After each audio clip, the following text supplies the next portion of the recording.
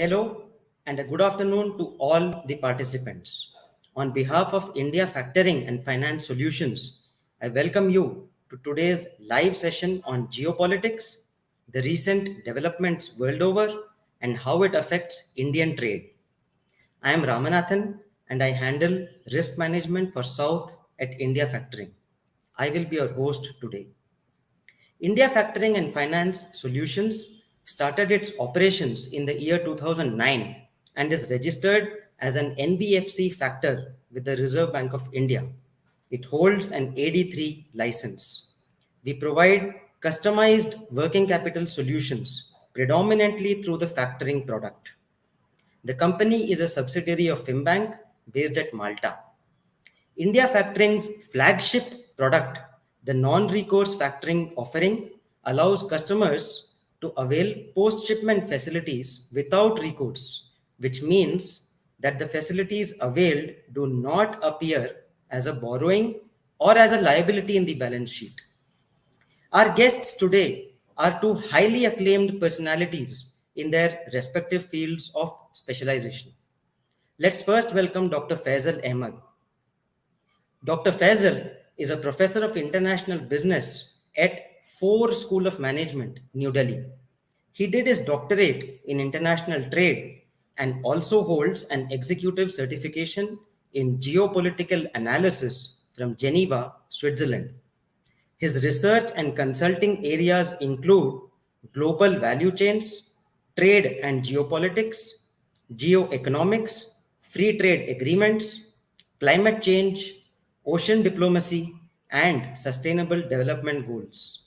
He has authored several books and scholarly papers related to India's trade and foreign policy. His articles have been published in leading newspapers like the Economic Times, the Hindu Business Line, and he is frequently invited as a panelist by intergovernmental organizations, think tanks, and by the media, including Times Now, Vietnam TV, Rajya Sabha TV, and the BBC. Thanks for joining us today, Dr. Faisal. Thank you. So allow me to now introduce Mr. Paramanandan. Mr. Paramanandan is India Factoring's regional business head and handles business development for South India. He is a seasoned professional and has a varied experience spanning around 22 years in banking, handling several products. He started his career with Cholamandalam DBS, worked with ICICI Bank for close to 12 years, and then with Yes Bank for 3.5 years, and has been working with India Factoring since the last 5 odd years. Thanks for joining us, Mr. Param. Thank you, Ram. Good afternoon, Dr. Faisal. Good afternoon. Good afternoon. So let's get started. Geopolitics is a dinner table conversation in many places today, thanks to the events over the last 2 years. These events include the pandemic, the supply chain disruptions, and the Russian invasion of Ukraine. Unfortunately, hanging in the midst of all this is the Damocles sword of climate change. So, allow me to start with Dr. Faisal. Dr. Faisal, just wanted to know your views on how the geopolitical equations have evolved over the last 2 decades and what is the trend of India's economic relationships with other countries? Okay. Thank you, Mr. Ramanathan. Thank you so much.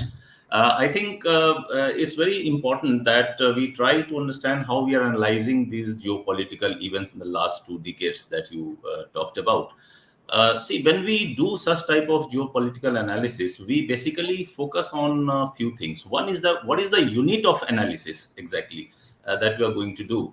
So we have either people or population, which becomes the unit of analysis in geopolitics. For example, we see a lot of ethnic conflicts and different types of conflicts, which involves population at the most. Then we have things like resources, which becomes the issue of conflict. For example, a lot of places we see water sharing and territorial issues and exclusive economic zone issues. Those issues are also there. Then we also have issues which are related to territorial disputes, and all these things actually leads to realignment. So in the last 2 decades, if you look at, these realignments have been strategic as well, and economic as well. And we have seen a lot of realignments happening. Whether you talk about issues, from we can start from 2001, perhaps, because this is the last 2 decades, right, starting from the 9/11, where there were a lot of issues coming in, and the whole world. I could say that there was a time when it was being talked about that what will happen to the world trade, because there is no longer a World Trade Center. That was the discourse, and since then, I remember when we were, I think in our universities we used to discuss that at that time. So, but then gradually we have seen that the United States engaged in a global war on terrorism. A lot of countries came in. They started, their exploring possibilities of cooperation with each other. Then we have seen another event, because we got to discuss it in terms of events and issues. So another thing that came up is the global financial crisis. Now that was very significant, because there are many things in the last 2 decades which can be very easily, in terms of geopolitical narratives, said to be before and after the global crisis. For example, one very interesting thing about the rise of China. Now, if you look at before the global crisis, China was already doing very well in terms of exports, but it actually shied away from accepting that it is a strategic power in the region. But it was only after 2007-8 that you will see that China started asserting itself, more rigorously. In the last 2 decades, we have seen events which included the Arab Spring, Brexit, the Doha crisis, especially in the Middle East, which has happened in 2017-18. And also we have seen, the RCEP, the Trans-Pacific Partnership. All these have shaped, global geopolitics in the last 2 decades. Whether it's the Regional Comprehensive Economic Partnership, the Trans-Pacific Partnership. One very interesting issue which came up in context of the Asia Pacific was the President Obama's Asia pivot. That was very significant, because he wanted to, when Obama actually became president, he was largely seen as a president who would be focusing on the Pacific. Unlike President Bush, who had larger engagements in the Middle East alone. So President Obama was seen as somewhat like a Pacific president, and he actually started this process of engaging. Whether you talk about Quad, whether you talk about Trans-Pacific Partnership, renegotiating, because that group was already there since 2005, which was already formed by 4 countries, which included Brunei, Singapore, New Zealand, and Chile. But then President Obama came with a view that he wanted to expand that. And the reason for expansion was that President Obama was somehow compelled to believe that these countries of East Asia, they are becoming closer to China. And since he believed that they are becoming closer to China, he wanted to, get a larger role for the United States, because he felt that China is trying to deprive the United States a role in the Asia Pacific region. So this is how this whole narrative started building in the last 2 decades. Then we have also seen very strong partnerships in terms of Malabar exercises, which are largely strategic in the Indian Ocean, though it started in 1992. But then in the last 2 decades, it has caught up very well, because in 2007, we have seen this, it was an Indo-US exercise, but then it was enlarged to include other countries like Singapore, Australia, Vietnam. That happened in Japan, in 2007. And even after that, it has continued, and it has acquired immense geostrategic significance in the Asia Pacific, and now in the Indo-Pacific region that we talk about. When we talk about what has changed in the last 20 years, one biggest thing that has changed in the last 20 years is about the hegemon of the United States. The United States is no longer a power that it used to be 20 years ago. That is the first thing. And the second point, and second is that China has started asserting itself more, and because of which there has been a lot of economic and strategic realignment. So United States does not enjoy the same power status that it did 2 decades ago. So that is how I think we look at this aspect in terms of what has happened in the last, and then we can have further discussions on several other issues as well. Okay, okay. Thanks a lot. Thanks a lot. So how do you think the Russian invasion has spoiled all this or changed all this in what way? I mean, a lot of uncertainty. So just wanted Yes. to ask you about this. See, the my view on the Russian, invasion is that that invasion was something, not something which came at once. So we have to understand that there was Georgia, there was Crimea, right? So all these things are happening in succession, and then there are possibilities that we have seen that this could have been averted at this point of time when the whole world was struggling with COVID. The things like this invasion could have been averted, though Russia had its own ambition. There is absolutely no doubt about it. But then President Zelensky also did not leave any stone unturned to enter into a war like this, right? At the behest of United States and at the behest of NATO, he was compelled to believe that yes, there is some very strong military and security backing before him, and he could go for it. But I think this was a very strategic miscalculation, in fact, by President Zelensky. A thing which could have been averted, because there is absolutely no doubt that Russia would have still wanted to invade. But then this could have been delayed. This could have been delayed. This could have been negotiated in a better context. And instead of relying just on NATO, because NATO doesn't become the reason why, Ukrainian people would be destroyed like anything. I mean, you didn't join the NATO and you are destroyed. And that is the reason why you actually wanted to join NATO. So the issue is that we have to look it in a perspective. All these realignments are shaping up now in a very distinct way. The United States, what United States gained actually out of it? What it gained was it was able to realign the NATO, because United States was actually having a very loose control on NATO over the years, right? Since the days of the Iraq War and all, when President Bush was there. But then United States gradually started having loose control, so it actually gained its legitimacy as the controller of NATO. That is the first thing what the United States gained. There is another country which has gained, that is China. So China gained in terms of economy, because Russia, in any case, as Secretary, I think Secretary Blinken also mentioned that Russia is now a junior partner of China and all those things. He has mentioned in his Correct, correct, correct. whether it's a junior partner or not, I don't want to comment on that. But the point is that China, of course, did gain economically from this whole crisis.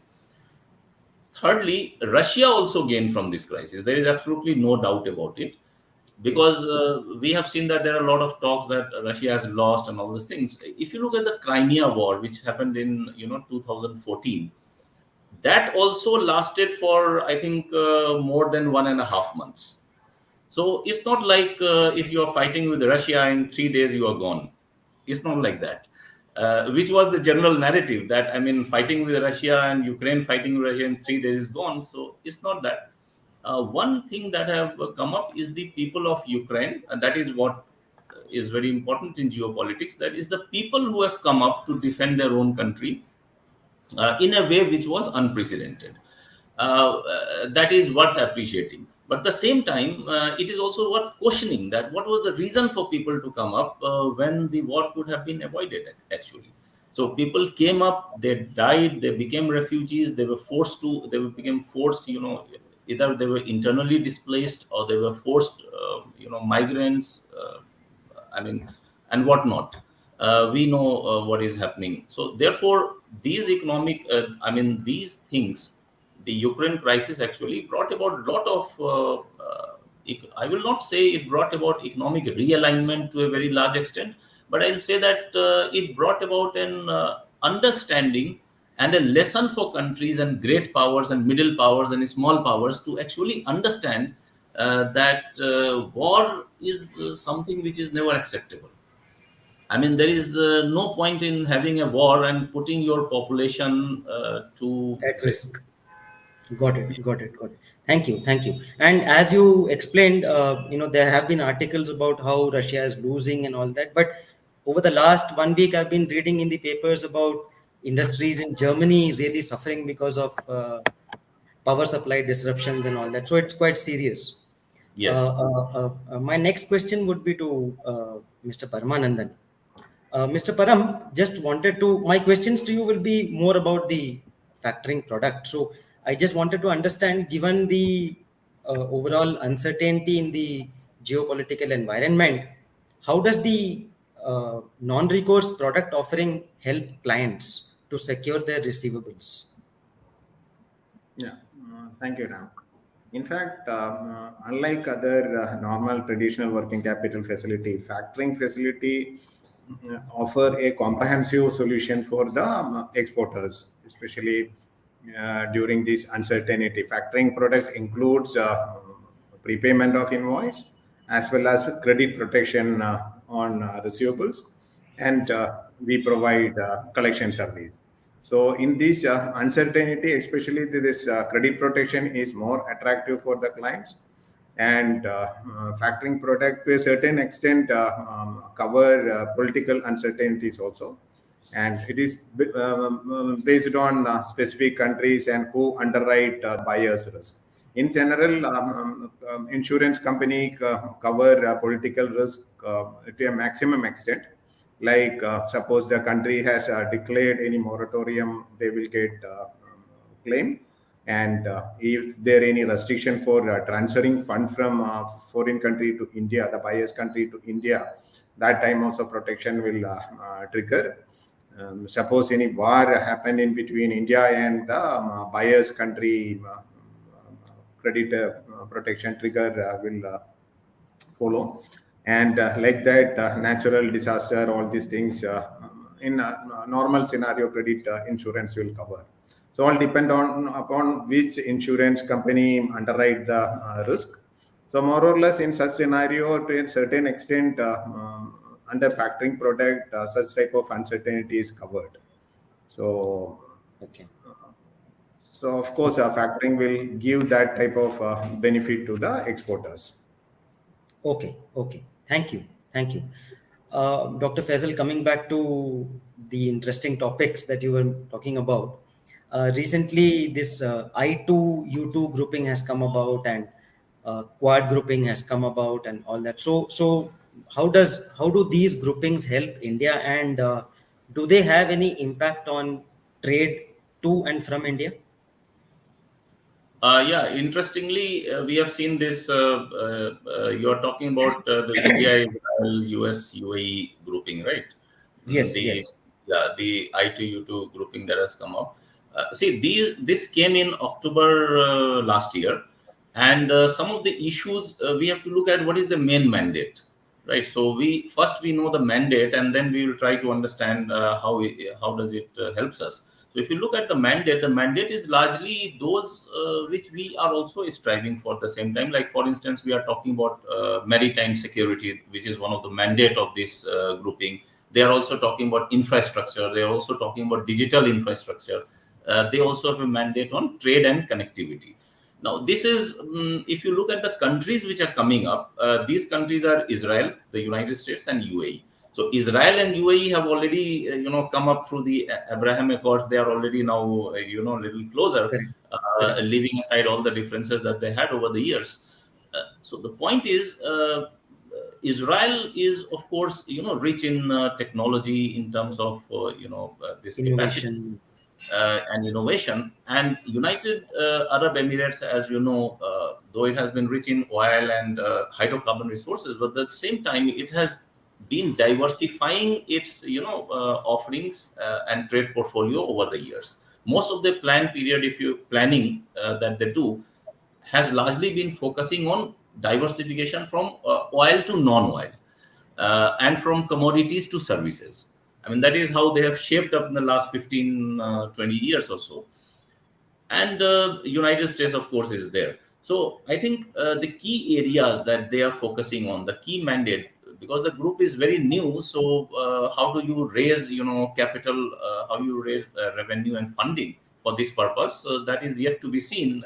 Just like we saw the Build Back Better World initiative by the United States, which came in 2021, the B3W, and which was positioned against the Belt and Road Initiative. But somehow there was no concrete roadmap as to how you are going to finance this initiative. I mean, a 40, something $1 trillion initiative.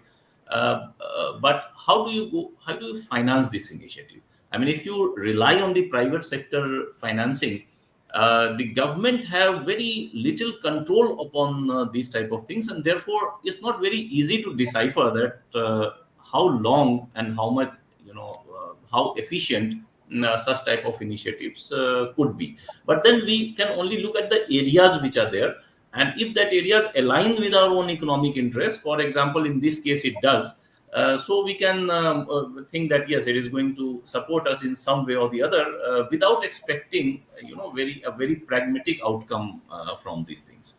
That is one.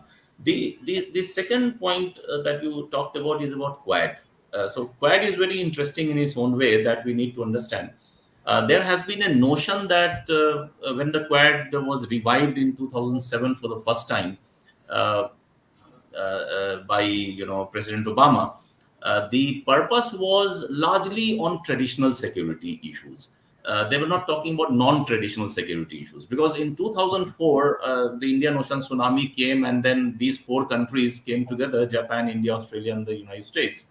The purpose was to provide humanitarian assistance in terms of need. But then gradually, Quad took the shape of only traditional security, not non-traditional security. Non-traditional securities are like health, climate change, and all those things. So it focused only on military defense thing.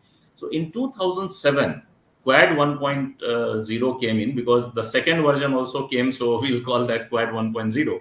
But then we need to understand the stance that the countries took. That was very important, because normally we talk about Quad is doing this and that, but what are the stances that the countries have taken over the years, which can help us to understand what exactly, I mean, Quad is going to do in times to come.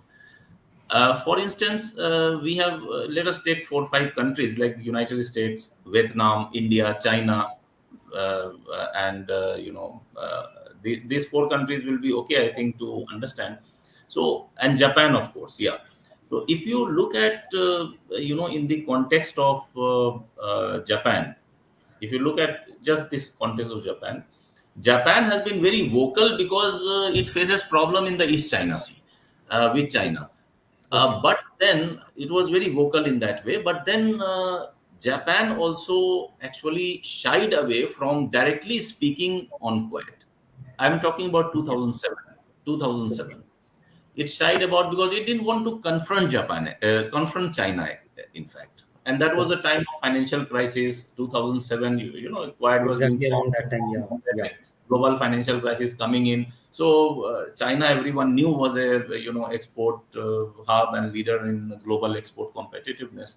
So no one wanted to annoy China in some way or the other.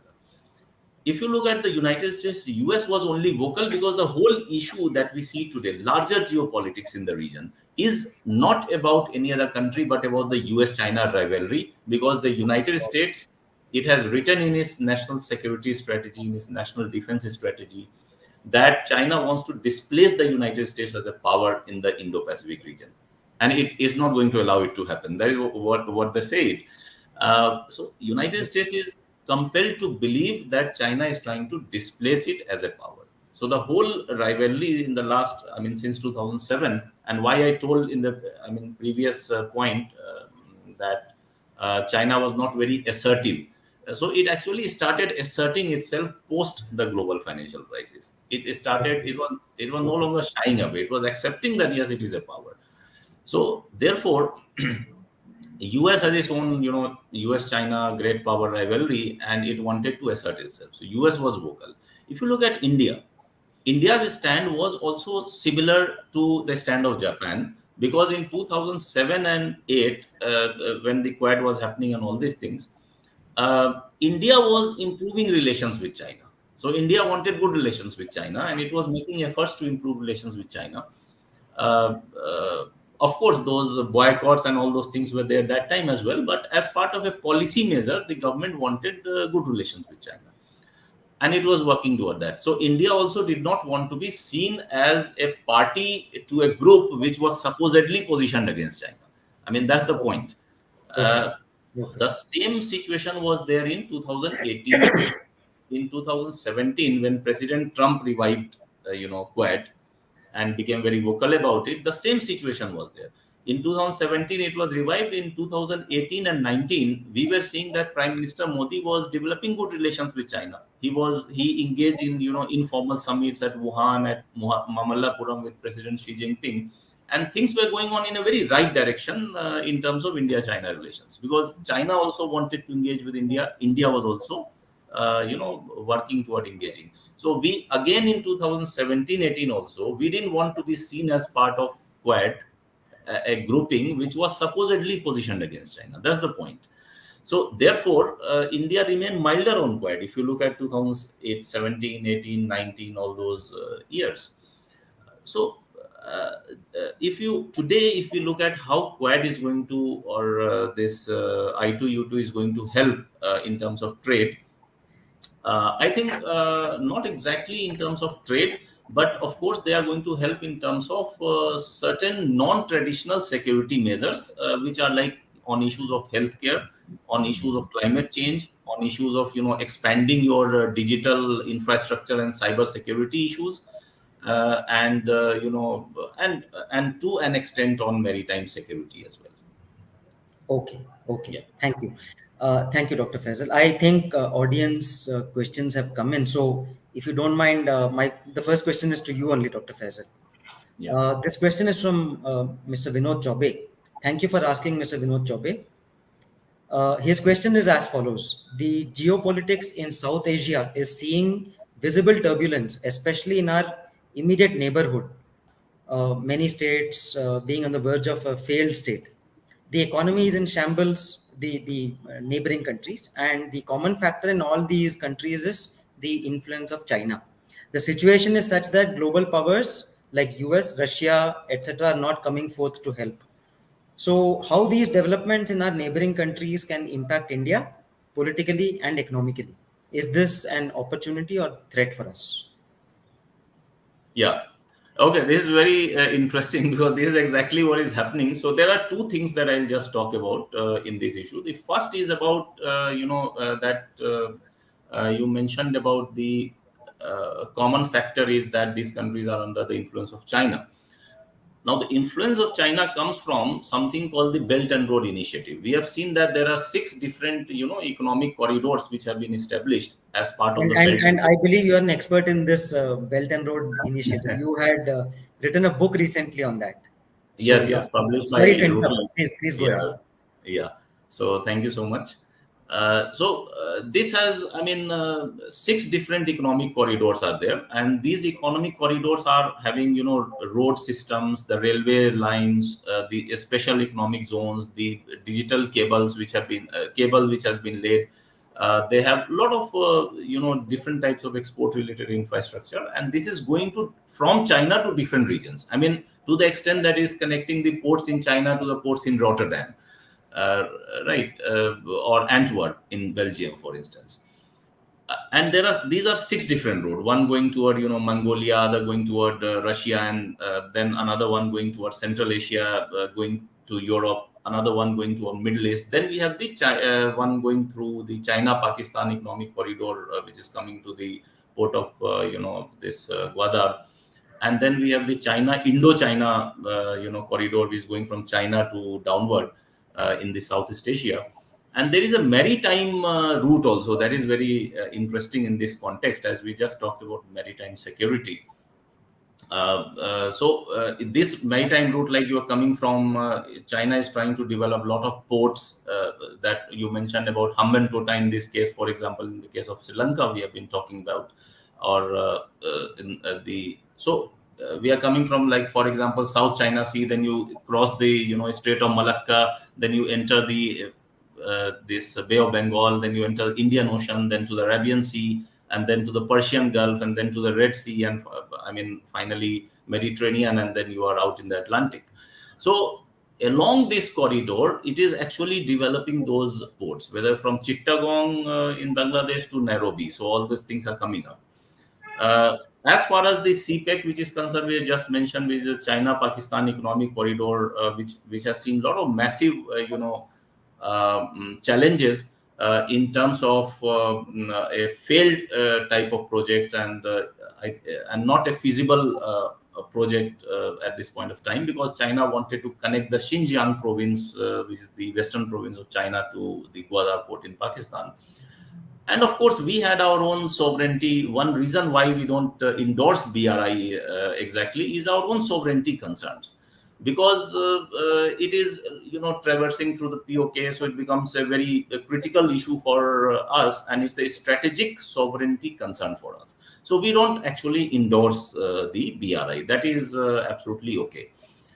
Now, if you are coming from the question that you have raised in terms of the neighborhood, now India has extensively engaged in neighborhood diplomacy. Just one or two points I will talk about it, and then come to exactly the question that has been raised. So we have focused on neighborhood diplomacy over a long time. You can recall the times of Prime Minister Inder Kumar Gujral, who came with policies, Gujral doctrine, and wanted to establish, a foreign policy in the neighborhood, which was supposed to be the best layer of foreign policy if you can have in the neighborhood. And this has been gradually taken forward by successive prime ministers over the years, including Prime Minister Modi. Very well taken up in terms of, this neighborhood diplomacy, because he has also been very vocal about things like neighborhood diplomacy. So what we have done is we have tried to engage with countries like Nepal, countries like Bangladesh, through various connectivity projects. We have tried to engage with Sri Lanka and other countries as well. Now, countries are facing, a lot of these countries, which include Pakistan, which include Sri Lanka, they are facing those type of crisis, which is actually unprecedented. Now, what we should do, and how will it impact us? The question is not how will it impact us. The question is what we are going to do, what we should do, because we are actually at a position where we can have a leadership role in this region. Earlier, when the issue of LSE was happening, I have talked about that we got to look at the Indian Ocean as well, because India, by all measures, whether you are talking about geopolitically or historically or any measures, India is a power in the Indian Ocean region.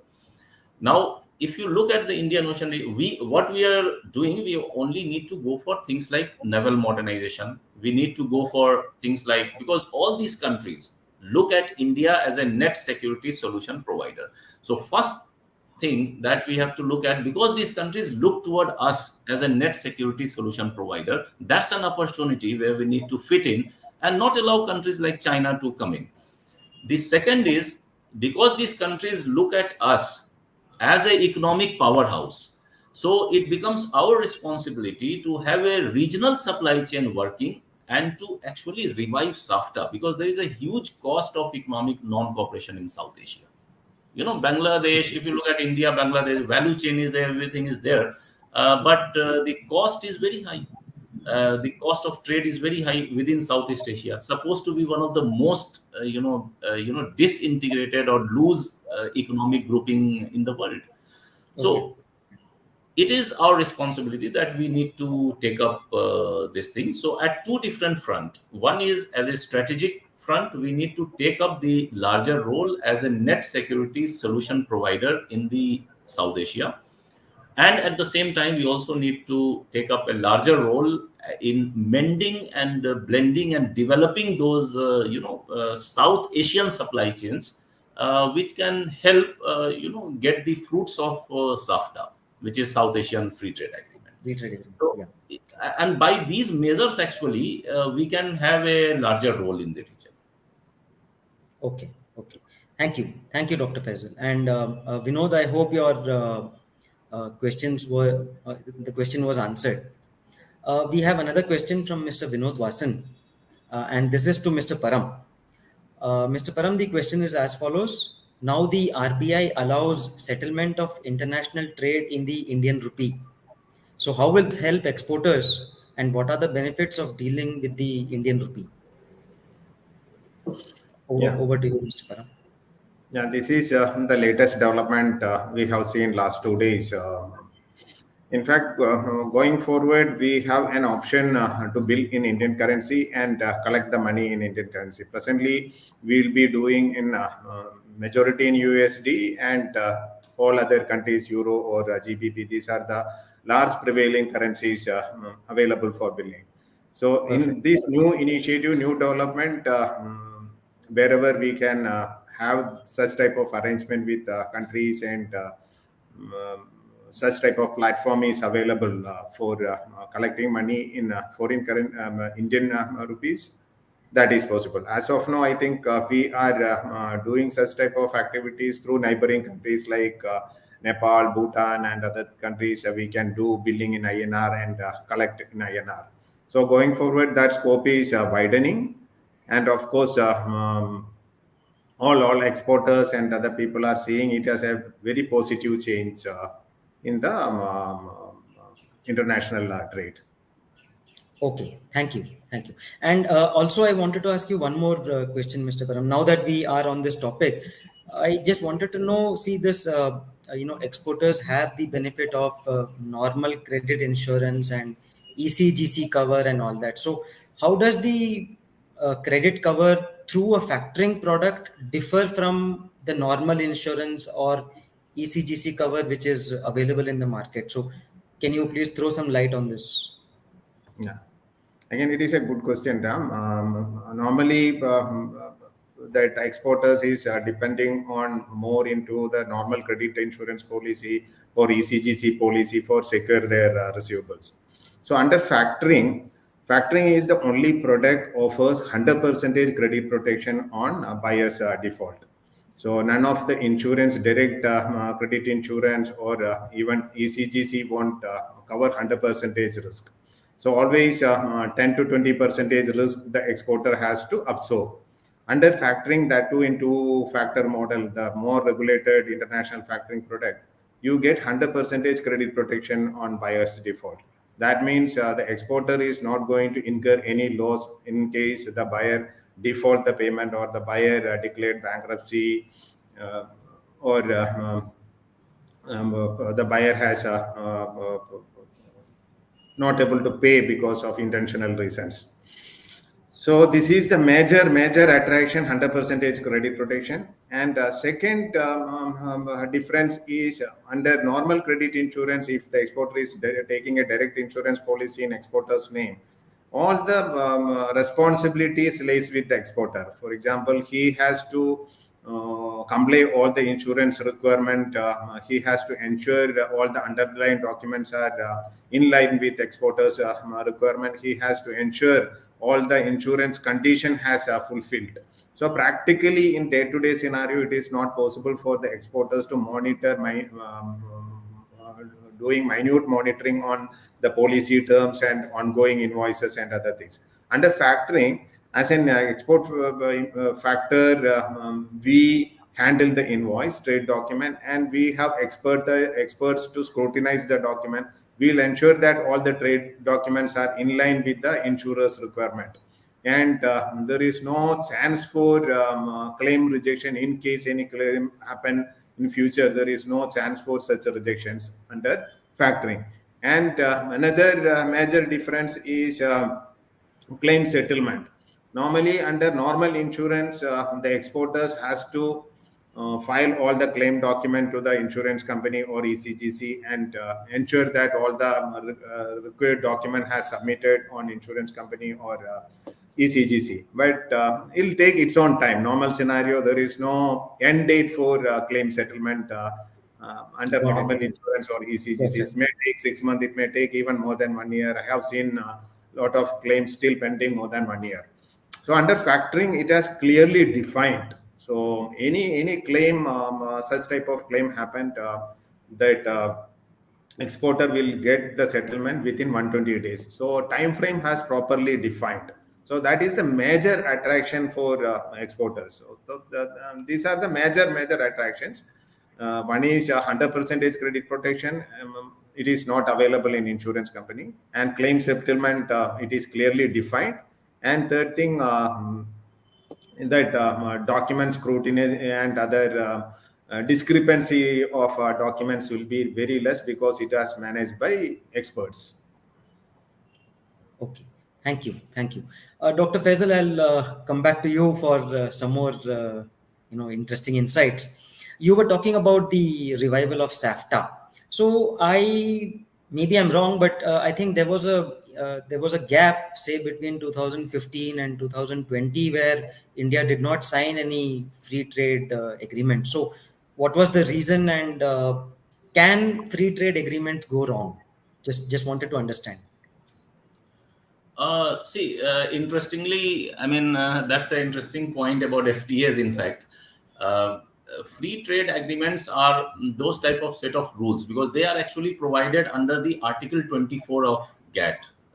Right, so they come under the exception because mostly the WTO calls for free trade. And that is calling for multilateralism, and Article 24 will provide for that. Now, in case of India, we have seen that we signed free trade with Sri Lanka.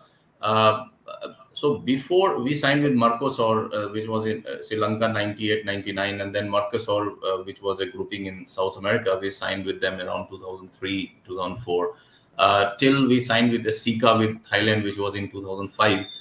And then came the India Singapore Thailand SICA Thailand FTA was 2004, I think. India Singapore SICA was 2005.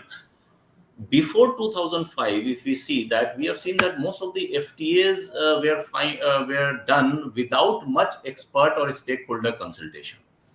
And Okay. all FTAs did not have particularly the reason which focused only on economic. There were some geopolitical motives as well. For instance, in case of Sri Lanka, it was not a purely geo-economic or economic agreement that we did. So over the years, we have seen that FTAs were signed, but signing an FTA does not mean that everything or all the trade happens through a free trade route, because there is a negative list as well. But these FTAs did not yield us the desired result somehow in terms of trade patterns. Because export was increasing, the import also increased, and it's a good trend. Because if you want to become a major exporter, you must become a major importer too. That is how it happens. Because today is an era of global value chain, so one country cannot keep becoming an exporter and still not be a major importer. That's not possible these days, actually. So you got to become exporter, you got to become an importer at the same time. What is interesting is that we need to have now at this juncture, when we have seen TPP, when we have seen RCEP, when we have seen countries, solidly negotiating these type of things, we also need to enter into solid negotiations on factors of our own economic and national interest. So we need to be more assertive, what I will say, in terms of our FTA negotiations. That is one point. Besides the FTA, we have to focus on 2, 3 things which will actually help FTA, right? So one of them is the foreign direct investment. This is very critical, because if you are putting, FTAs, and we don't make FDI policies liberal, it in fact create more problems in terms of operationalizing that FTA, in terms of gaining benefits from the FTA itself. Okay. Okay. We have seen issues and policies which came up, like the Make in India, for instance, right? We have seen Atmanirbhar Bharat. What I suggest is there has to be alignment between FTA's renegotiation that we want to do now. For instance, we talked about renegotiation of India ASEAN FTA, right? So there has to be some alignment in terms of FTA renegotiations on one hand, and the Make in India and Atmanirbharta on the other hand. The reason why I'm saying is that when we see Make in India, it's like, okay, it's a sort of investment coming in, increasing domestic manufacturing, right? FTAs are like, okay, it will help in trade. Then we have Atmanirbharta. So Atmanirbharta, just I want to one or two lines, which is because this policy is important. Its positioning is wrong. What I suggest here, the way we have understood this policy, there lies the problem. The policy is Atmanirbharta means we want to increase domestic productive capacity. It does not mean the end of Nirbharta. That's the point. Because most of the time I've said, okay, someone is talking about Atmanirbharta and still you want FDI, Atmanirbharta and still you want trade. I mean, this is a wrong notion because Atmanirbharta is all about developing your own productive capacity in the country. Because every time you talk about trade, every time you talk about supply chain, issues, FTAs and all, one thing that is always there, which is called supply side and infrastructural constraint. So every time we come across a lot of supply side constraints is there, a lot of infrastructure challenges is there. Now, how do you overcome those challenges? You overcome those challenges by actually following the tenets of Atmanirbharta.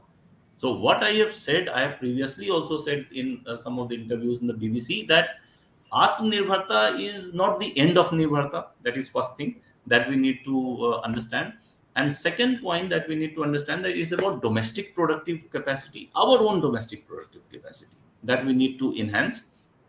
And the third thing that is very significant in this case is that it is not positioned against China. So if it is positioned against China, it would mean that when India-China relations improve, there is no need of Atmanirbharta, right? So Got it. the point is that Atmanirbharta is not positioned against China. Atmanirbharta is a necessity of the time that we need to understand. That is why I said that the way we are understanding it is slightly different from the way it actually should be. So therefore, in this scenario, what happens that if we want to increase domestic productive capacity, has it to do with China? I mean, tomorrow relations improve, so we'll stop improving our own domestic capacity. I mean, okay, so the point is that, and what China also did, see, this was a necessity at the time of lockdown. The first lockdown, which happened in 2020, supply chains were completely disrupted, everything was disrupted, trade was not happening. So, what options did the countries have? The countries were left with no other option but to look inward. And that is what China also did. I just want to give one example to help understand this whole issue. In 1978, we know China liberalized, right?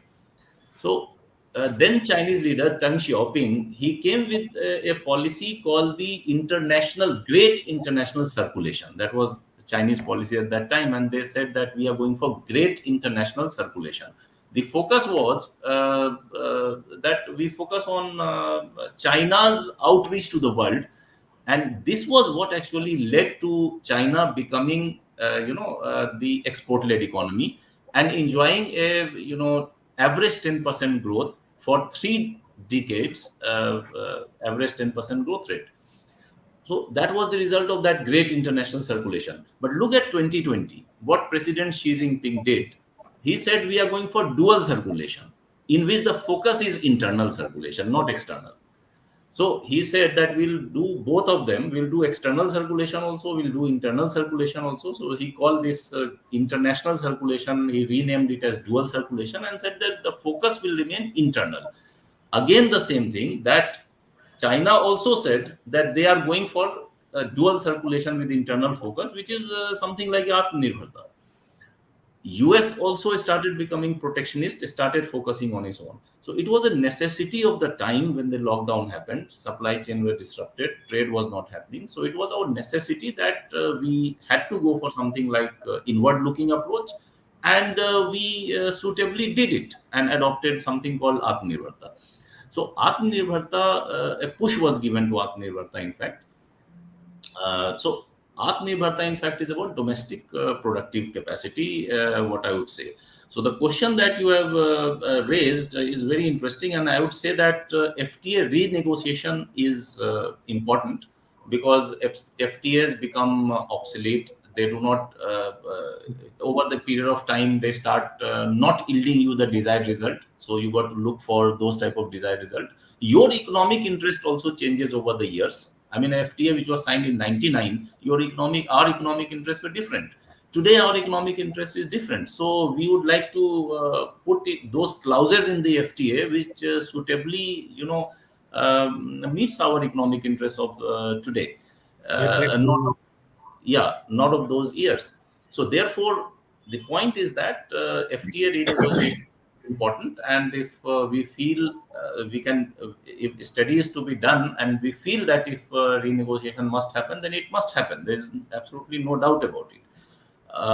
My finally, I mean, to just to conclude this point, my final submission would be that we need to develop a linkages between three different types of policies and issues that we are catering to today. One is FTA renegotiation, other is Make in India, and the third is Atmanirbhar Bharat. There is a need for policy attention and alignment among these three to get the desired benefit that we need from which can meet our economic interest.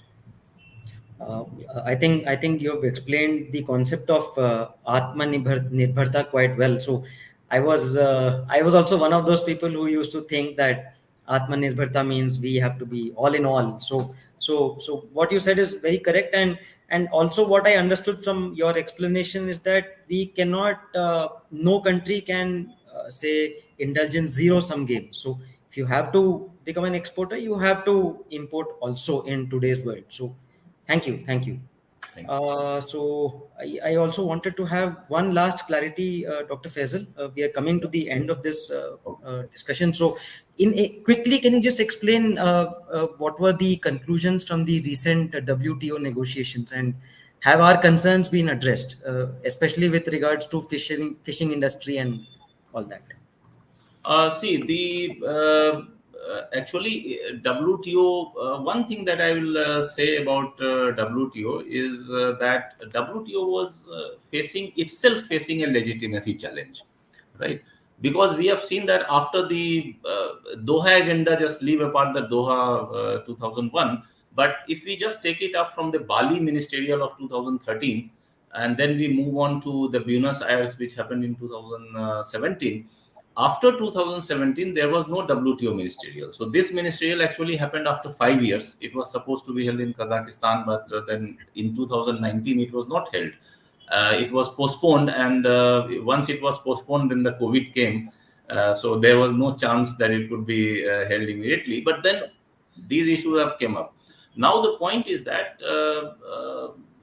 there are a lot of issues which were there on the table. One point that I just want to mention is about WTO's legitimacy. WTO was in a very, very much hurry actually to assert that everything has been done very well.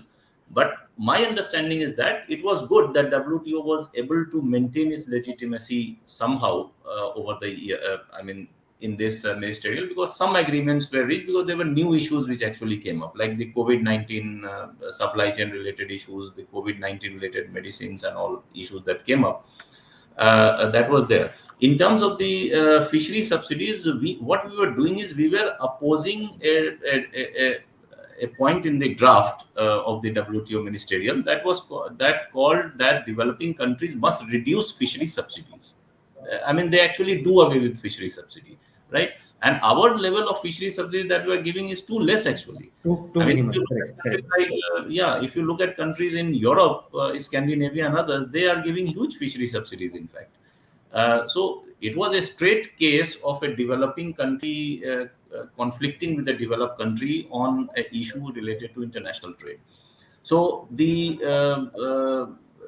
I mean, they wanted us to do away with the fishery subsidies, but we didn't want to do it. But somehow WTO has also agreed, because we wanted a larger transition period. Our people are the farmers and all; they are not so capable enough that we do away with the subsidies today, and they will still cope up with it, because we need to give subsidies to them, so that our trade in fisheries continues.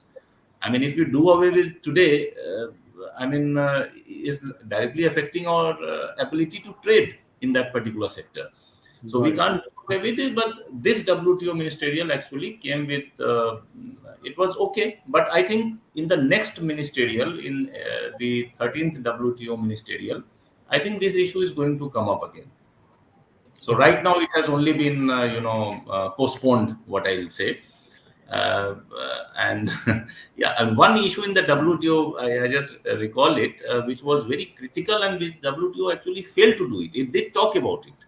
that was the appellate body, because the dispute settlement system is a complete failure in the WTO, because President Trump was there and he just, I mean, did everything that could, create problems with the WTO dispute settlement system.